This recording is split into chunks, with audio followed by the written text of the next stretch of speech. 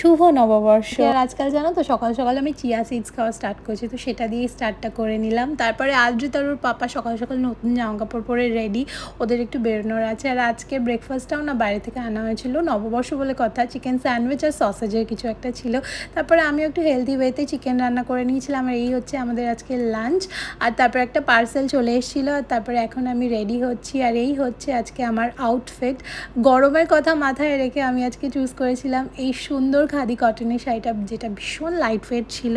তারপরে আমরা এসেছিলাম আমাদের বাড়ির পাশের এই জায়গাটা একটু ছবি তুলতে। আর তারপরে আমি অরিজিৎকে দেখাচ্ছিলাম কীভাবে সেলফি তুলতে হয়। ও একদমই ছবি তুলতে চায় না, আমাকে তুলে দেয় বাট নিজে তুলতে চায় না।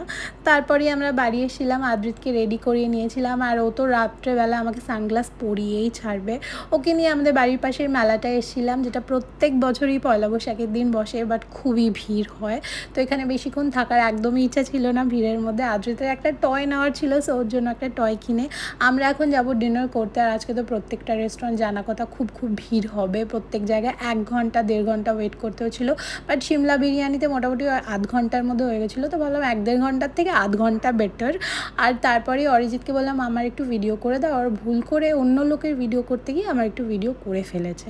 তারপর আমরা ফাইনালি একটু রেস্টুরেন্টের ভিতরে ঢোকার সুযোগ পেলাম। তারপরে আমরা এসে নিয়ে নিয়েছিলাম ফার্স্টে ফিশ টিক্কা, না ফিশ মালাই কাবাব, সরি। তারপরে এই ফিশ মালাই কাবাবটা এত ভালো লেগেছিলো, আমরা তারপরে একটা চিকেন কাবাবও নিয়ে নিয়েছিলাম। আর লাস্টে নিয়েছিলাম মাটন বিরিয়ানি।